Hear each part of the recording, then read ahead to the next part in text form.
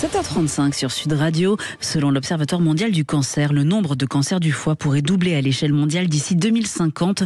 Or, 3 cancers du foie sur 5 aujourd'hui sont dus à des facteurs de risque évitables sur lesquels on peut agir. Et pour tout nous expliquer, nous sommes avec le professeur Pascal Hamel, médecin au service d'oncologie digestive et médicale de l'hôpital Paul Brousse à Villejuif, Université de Paris-Saclay, Cancer Campus. Bonjour professeur. Bonjour. Alors tout d'abord, ce cancer du foie, il concerne combien de patients aujourd'hui en France ? Actuellement, on estime qu'il y a environ 11 000 nouveaux cas de cancer du foie par an en France, mais c'est un chiffre qui est en augmentation permanente depuis 20 ans. Pourquoi ce chiffre est en augmentation ? Comme vous l'avez très bien souligné dans votre introduction, les facteurs de risque tels que l'obésité, la surcharge en graisse du foie dans les pays occidentaux, les hépatites virales non encore soignées comme chez nous en Afrique ou en Chine, sont les principaux facteurs d'augmentation de ce cancer. Et bien entendu, il y a toujours l'alcool en toile de fond qui reste un facteur important. Les risques donc, de développer un cancer, on survit ou on en meurt dans combien de pourcents des cas ? Alors, on estimait que la survie d'un cancer du foie, donc on parle bien des cancers primitifs du foie, ceux qui se développent dans le foie, parfois certains confondent avec les métastases qui n'ont rien à voir. Oui. Là, on parle des cancers qui se développent sur une maladie du foie et la survie s'est améliorée au cours des dernières années puisque il y a une quinzaine d'années, on était à l'ordre de 5% de survie à 5 ans et on peut estimer qu'on va être à 30% de survie à 5 ans d'ici à 2030. C'est-à-dire qu'il y a un progrès dans le dépistage, oui. Un progrès dans les traitements chirurgicaux, mais aussi les traitements médicaux. J'allais vous poser la question justement sur le dépistage. Il est suffisamment effectué, on le prend assez tôt ce cancer aujourd'hui ? La première chose est de repérer les gens qui seraient à risque de faire ce cancer. On en a parlé, les gens qui boivent trop d'alcool et qui ont des anomalies d'un bilan sanguin du foie, les gens qui ont une hépatite B ou C non ou mal soignée, et puis les gens qui ont une surcharge graisseuse, disons une obésité et un diabète par exemple, et qui sont à risque. Ceux-là doivent voir un spécialiste en hépatologie qui jugera les meilleurs moyens pour dépister ces tumeurs. On peut faire des examens simples comme l'échographie. Ça peut aller jusqu'à l'IRM en cas de doute si on voit des choses anormales à l'échographie. Et physiquement, est-ce qu'il y a des signes qu'on peut repérer qui doivent nous alerter ? Très peu. Très peu en fait. C'est des cancers très silencieux, sauf pour les personnes qui ont une cirrhose évoluée. Ça, on peut comprendre aisément que les grands alcooliques ou les gens qui ont une cirrhose virale qu'on appelle décompensée, c'est-à-dire qui sont fatigués, qui ont une jaunisse, qui ont de l'eau dans le ventre qu'on appelle une ascite, ça c'est facile, mais c'est trop tard. Il faut arriver plus tôt chez des gens qui sont asymptomatiques. Alors, la prévention du cancer, est-ce que ça devrait devenir l'une des priorités en matière de santé publique ? Mais oui, parce qu'il y a certains cancers qu'on a du mal à prévenir.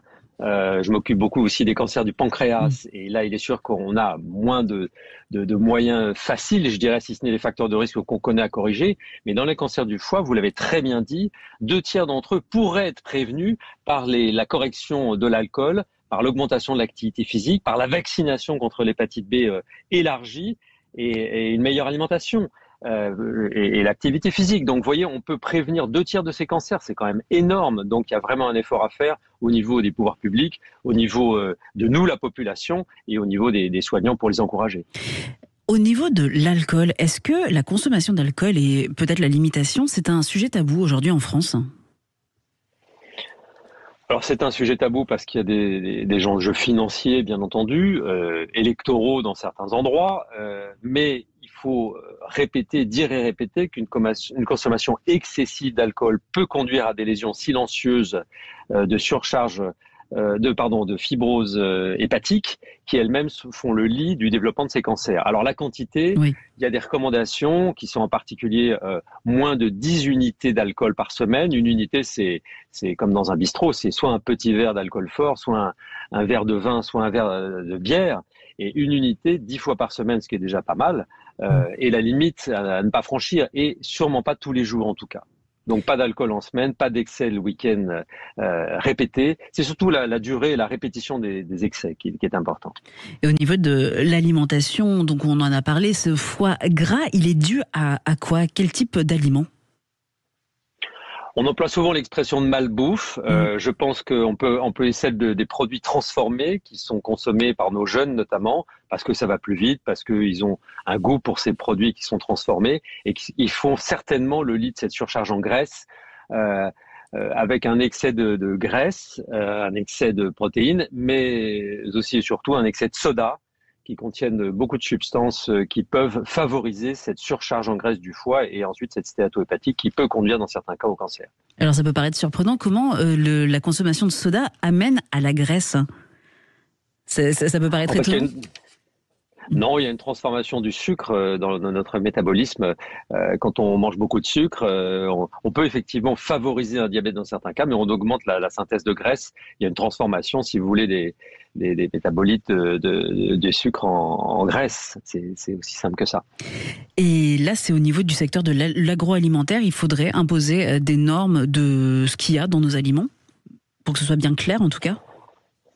Alors, je pense que c'est une possibilité. C'est très difficile d'imposer des normes pour tout un tas de raisons, comme on le disait tout à l'heure, économiques et éthiques et sociétales. Mais je pense que déjà, si chacun chez soi balaye, connaît ses aliments, si je puis dire, entre guillemets, à risque, ou n'en font pas l'excès, on a le droit de manger un McDonald's à la fin d'un repas une fois de temps en temps. Mais c'est le quotidien qui tue, si je puis dire, cette bonne volonté pour que la graisse ne s'accumule pas dans le foie.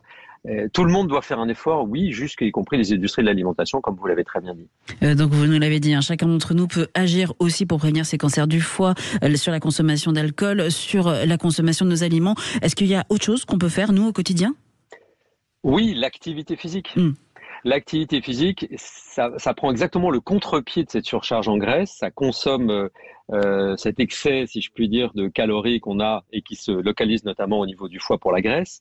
Et l'exercice physique est un très bon moyen de protéger son foie. Le café également, ça a été montré il y a maintenant plus de 10 ans.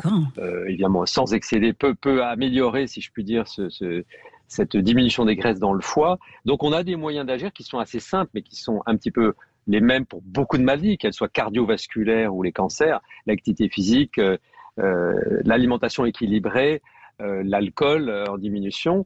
Et puis bon, j'ai pas parlé du tabac parce qu'il a un impact probablement moins important que l'alcool au niveau du foie.